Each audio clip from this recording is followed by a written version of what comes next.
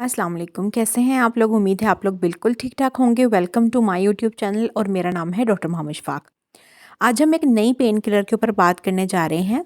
Pain killer दवाइयाँ दवाइयाँ होती हैं जो आपके दर्द को ट्रीट करती हैं, मतलब आपकी बॉडी में किसी भी किस्म का जो पेन होता है उसको ट्रीट करती हैं, उसे कहते हैं पेन किलर। या फिर उसको दूसरी ज़ुबान में अगर हम मेडिकली देखें तो उसको कहते हैं एनाल्जेसिक्स। ठीक है, तो ये एनाल्जेसिक क्लास होती है हमारे पास जो कि पेन किलर का काम करती हैं। आज जो हमारे पास पेन किलर है वो भी हमारी बॉडी में जितने भी किस्म के पेन्स होती हैं, दर्दें होती हैं, उनको ट्रीट करती हैं। अब हम देख लेते हैं कि ज़्यादातर ये किन पेन्स को ठीक करती है। ये आपके जो जोड़ों के पेन होती है ना, मतलब जॉइंट पेन।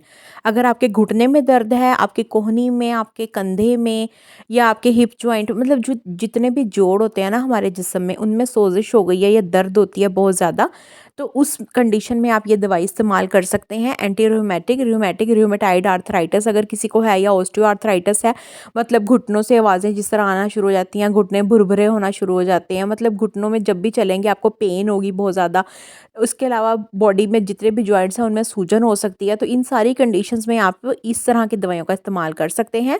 फ्लूविप्रोफन का इस्तेमाल आप कर सकते हैं, ठीक है। उसके बाद है, ये एक बहुत अच्छी पेन किलर है, एंटी इन्फ्लेमेटरी है। एंटी इन्फ्लेमेटरी उसको कहते हैं जो आपके सोजश या स्वेलिंग को ट्रीट करती है। स्वेलिंग मतलब जब हमें जोड़ों में दर्दें होती हैं या बॉडी में कहीं पे भी पेन होती है, तो अक्सर साथ में आपको ऐसे भी महसूस होगा जैसे वो हिस्सा गरम गरम हो गया है बहुत ज़्यादा और स्वेलिंग हो गई है, मतलब उस हिस्से में सूजन हो गई हुई है, फिर साथ में पेन भी होती है।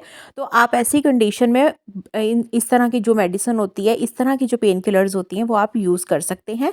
अब हम देख लेते हैं कि कब कब आप यूज़ कर सकते हैं, कितनी डोज ले सकते हैं।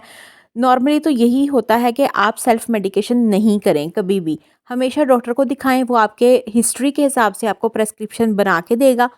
लेकिन अगर फिर भी आप लोग खुद से इस्तेमाल कर रहे हैं दवाई को, तो आपने सुबह और शाम एक एक टैबलेट का इस्तेमाल करना है। और अगर आपको बहुत ज़्यादा प्रॉब्लम है, मतलब ज़्यादा पेन है, ज़्यादा स्वेलिंग है, बहुत शिद्दत की है, तब आप जो है वो इसका 3 टाइम इस्तेमाल कर सकते हैं। सुबह, दोपहर और शाम, मतलब रात को, शाम मतलब रात जो होती है सोने से पहले आप खा सकते हैं। जस्ट एक एक टैबलेट 3 टाइम। अब हम देख लेते हैं कि इसके साइड इफ़ेक्ट्स क्या हो सकते हैं। साइड इफ़ेक्ट्स, जैसा कि हमें पता है कि हर दवाई का ही साइड इफ़ेक्ट होता है। अगर ये आपको ट्रीट करती हैं तो साइड इफ़ेक्ट्स भी होते हैं। अब इसके जो साइड इफ़ेक्ट्स होते हैं वो सबसे मेन जो एक होता है ना, वो आपका स्टमक डिस्टर्बेंस है। आपके स्टमक पे जाके ये अपना हमला करती है और उसको डिस्टर्ब कर देती हैं, ये जितनी भी दवाइयाँ होती हैं। तो आप दवाई का इस्तेमाल हमेशा कम से कम करें, ठीक है। और स्टमक को इरिटेट करेगी, मतली हो सकती है, सर भारी हो सकता है। इसके अलावा जो है वो आपके कॉन्स्टिपेशन का इश्यू हो सकता है।